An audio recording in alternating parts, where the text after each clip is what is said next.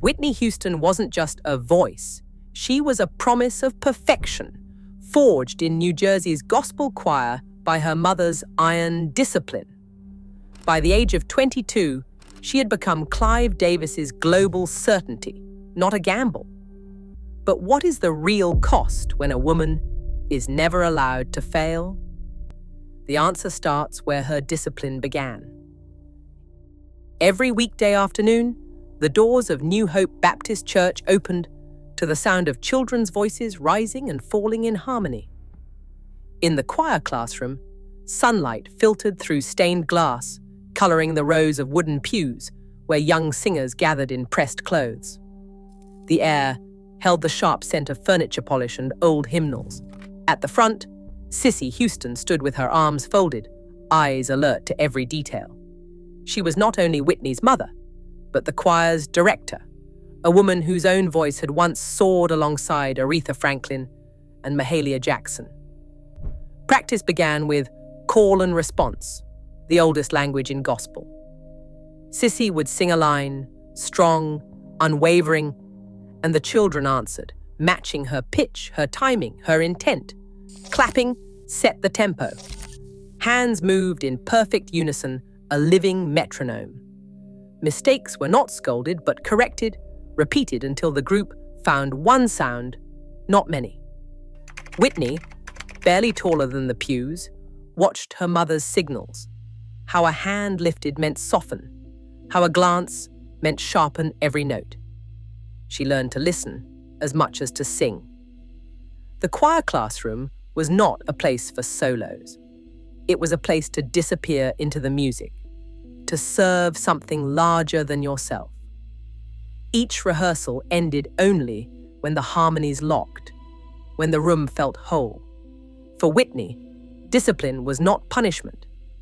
It was love, measured in repetition and in the quiet pride on her mother's face. In that room, she learned that excellence was not a gift. It was a daily act shaped by community, memory, and faith. Sissy Houston's home was a place where music was both heritage and homework. She had sung with the sweet inspirations, backing legends like Aretha Franklin and Elvis Presley. Her name was respected in gospel circles and on the road, but at home, she was a teacher before anything else. Whitney's voice was not left to chance. Sissy listened for every detail, breath, phrasing, the shape of a vowel. She would sit at the piano and assign scales, repeating them until the room hummed with precision. If a note wavered, they stopped and started again. Mistakes were not met with anger. They were met with another round of practice. Perfection was not a compliment. It was a habit. Family rehearsals could stretch late into the evening. Sometimes Sissy would call Whitney from another room just to test her pitch or ask her to harmonize with a melody from memory. She taught her daughter to sing from the diaphragm, to project without strain, to find the emotional core of a song, even when the words were familiar. Gospel was the foundation, but discipline was the method. Whitney learned to respect the silence between notes, to listen for the spaces where feeling lived. In that house, applause was rare.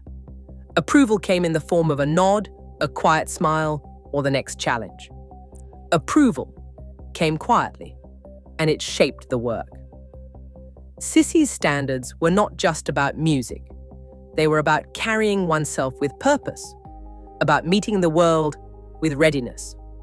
Whitney's talent was shaped in those evenings, tempered by repetition, polished by expectation, and readied for a stage far beyond the walls of their home. In April 1983, Whitney Houston sat across from Clive Davis in a quiet Manhattan office. She was 20, poised, and already seasoned by the discipline of family and church. Davis, then president of Arista Records, had seen countless talents, but he recognized something different in Whitney, a certainty that needed only the right framing to become undeniable. The contract she signed that spring did not promise risk. It promised inevitability. For the next 2 years, every decision around her debut was deliberate.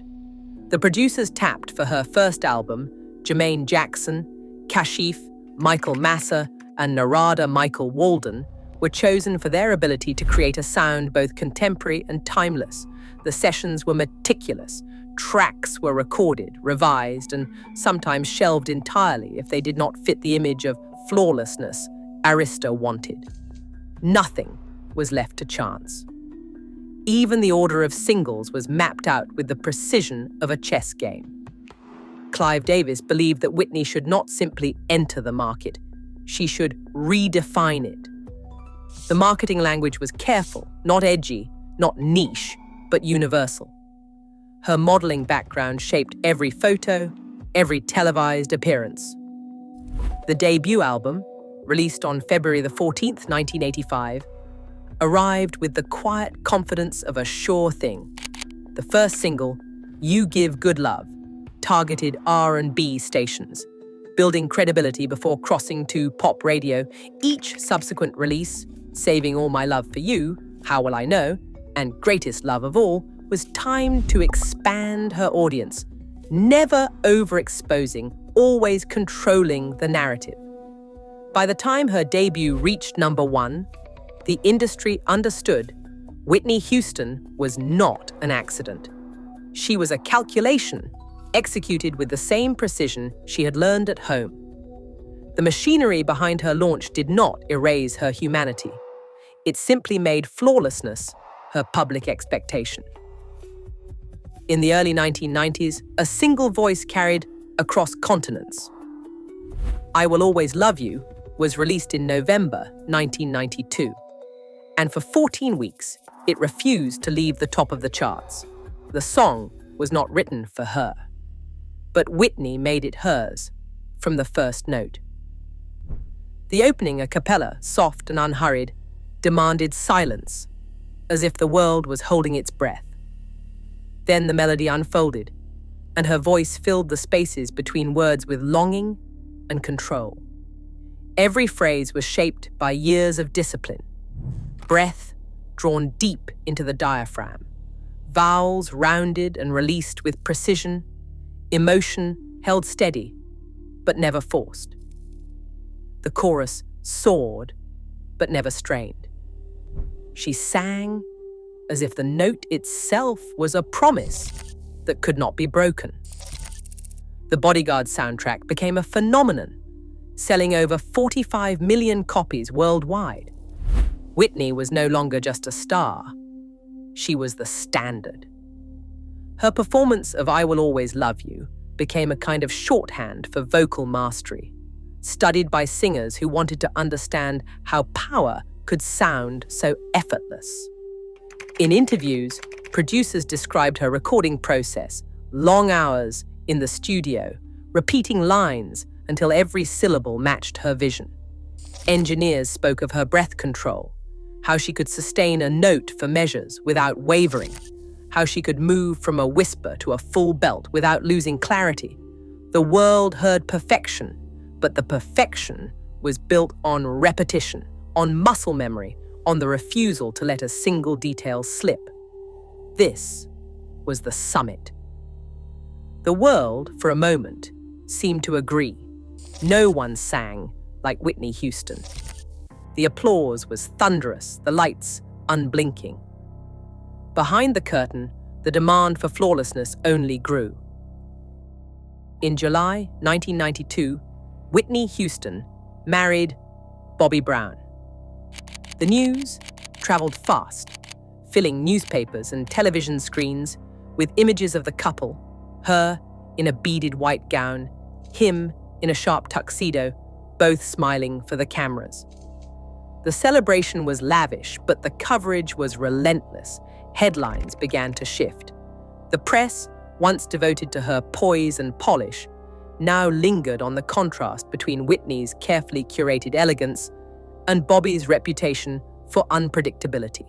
Stories multiplied, not just about music, but about temperaments and tensions, about what might happen when grace and volatility shared the same frame. For the first time, the narrative around Whitney was not only about achievement, but about uncertainty. The public gaze, once reassuring, became searching, hungry for cracks in the surface. Perfection, once her shield, now became a question. In 1993, Whitney Houston became a mother. Her daughter, Bobby Christina, was born at the height of worldwide acclaim. In interviews that year, Whitney spoke quietly about her hopes for her child, about wanting protection, about wanting a life that was ordinary in ways her own could never be. She described motherhood as something private, something soft, something that did not belong to the stage or the cameras. Yet every milestone for her daughter became a headline, every gesture interpreted through the lens of fame. The applause did not fade when she left the spotlight. It followed her home. The world expected the monument, even in the nursery. Whitney's desire for normalcy pressed against the reality that she was never allowed to be just a mother, never allowed to be simply present. How much space is left for tenderness when perfection is always watching? Today, the music industry still rewards flawless images and punishes visible struggle, especially for Black women. As new talents rise, Whitney's story warns us: brilliance should never require erasing one's humanity. To honor her legacy, we must celebrate the artist and protect the person. Thanks for watching.